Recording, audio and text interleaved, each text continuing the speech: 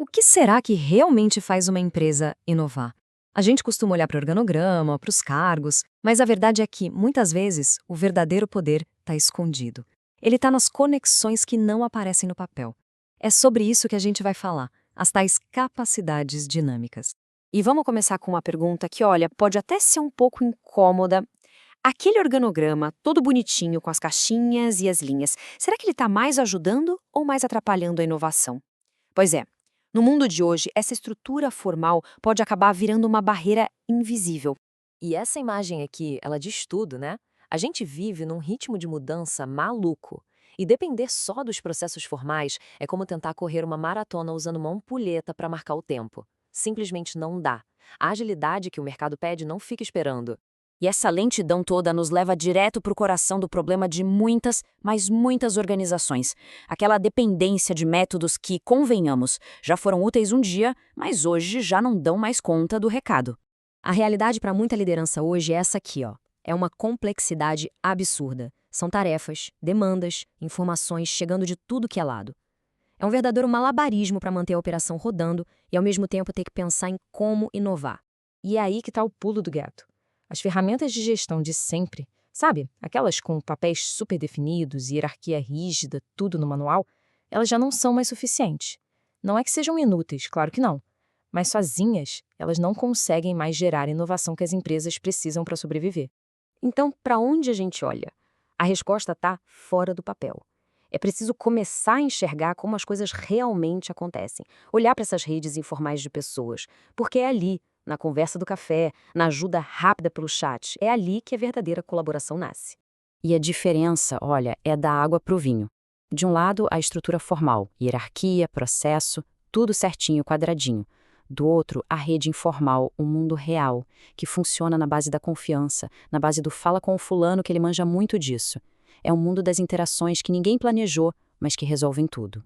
E é exatamente aí que entra o conceito de capacidades dinâmicas. O que é isso, afinal?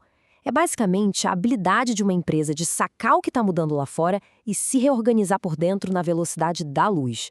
E o segredo para fazer isso é usar a força dessas redes informais. Tá, mas isso funciona na prática? Funciona! E para a gente ver como, vamos dar uma olhada num caso real, o da Monsanto. Ele mostra direitinho como uma empresa conseguiu destravar o potencial dessa sua rede que estava ali, escondida. Imagina só o tamanho do abacaxi que eles tinham que descascar. O departamento de TI da empresa era uma verdadeira torre de Babel. Cada região operava como uma ilha, com suas próprias plataformas, seus próprios softwares. A missão? Padronizar essa infraestrutura no mundo todo. Parecia impossível. Agora se prepara, porque o número que vem aí é de cair o queixo. Uma pesquisa interna mostrou que só 13% das conexões entre os funcionários aconteciam entre países diferentes. 13%. Ou seja, as equipes globais simplesmente não se falavam. E dentro do próprio TI, a coisa não melhorava muito não. Só 35% das conexões aconteciam entre as diferentes unidades de tecnologia. Pensa só, os especialistas que mais precisavam trocar figurinhas estavam completamente desconectados uns dos outros. E aí, o que eles fizeram? Tiveram uma sacada genial. Em vez de impor uma solução de cima para baixo, eles fizeram o contrário. Montaram um time virtual com os ninjas de cada região. Não era o chat oficial, era quem realmente influenciava, quem o pessoal respeitava. Eles deram voz para quem estava na ponta. E o resultado disso tudo foi simplesmente impressionante.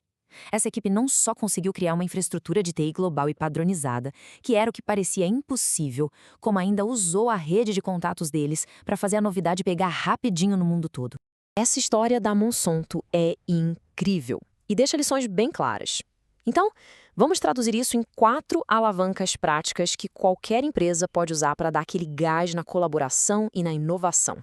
A primeira é pensar global. Quando a galera está bem conectada, a empresa consegue passar por cima daquelas barreiras de sempre: idioma, legislação local, cultura. E o melhor, para de inventar a roda em cada canto do mundo. Segunda alavanca, performance. E aqui tem o segredinho, ó. Não é sobre ter 1000 contatos, é sobre ter os contatos certos. A sacada é entender como a turma que mais entrega resultados se conecta e usar isso de exemplo para o resto da equipe. Terceiro ponto, olhar para fora. Ninguém inova sozinho, trancado numa sala, certo? A inovação muitas vezes vem de parceiros, de clientes.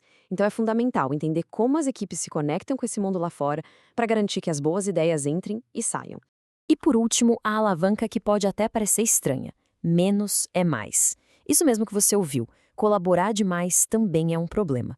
O foco aqui é identificar e cortar aquelas interações que só servem para gastar tempo e energia, mas não geram valor de verdade. Chega de reunião que podia ser um e-mail. Beleza. Depois de tudo isso, a pergunta que fica é: como é que se encontra e se ativa essa tal rede oculta no dia a dia de uma equipe? E aqui tem um alerta vermelho, um perigo real, que é a sobrecarga de colaboração. Dá uma olhada nesse dado. Estudos mostram que um grupo minúsculo, tipo 5% dos funcionários, acabam carregando nas costas cerca de 35% de toda a colaboração que realmente importa. É uma dependência enorme e perigosa. Lembra da imagem do líder sobrecarregado lá do começo? Pois é, essas pessoas superconectadas acabam virando um gargalo. Tudo passa por elas. O trabalho de um monte de gente começa a depender delas e, claro, elas correm um risco gigante de esgotamento, de burnout. Então, o que fazer? Bom, o primeiro passo é conseguir enxergar essas redes para identificar quem são essas pessoas e onde estão os gargalos. Depois, é um trabalho ativo de conectar quem está mais isolado, criar programas de mudança mais inteligentes e, talvez o mais importante, distribuir melhor o acesso à informação, para não sobrecarregar sempre os mesmos. E para a gente fechar, fica aqui uma provocação para reflexão. Pensa aí, na sua equipe, no seu trabalho, quem são as pessoas que realmente fazem a coisa acontecer? Aquelas que todo mundo procura quando o bicho pega, não importa o cargo que está no crachá? Descobrir quem são essas pessoas pode ser o primeiro passo para destravar o verdadeiro motor da inovação onde quer que seja.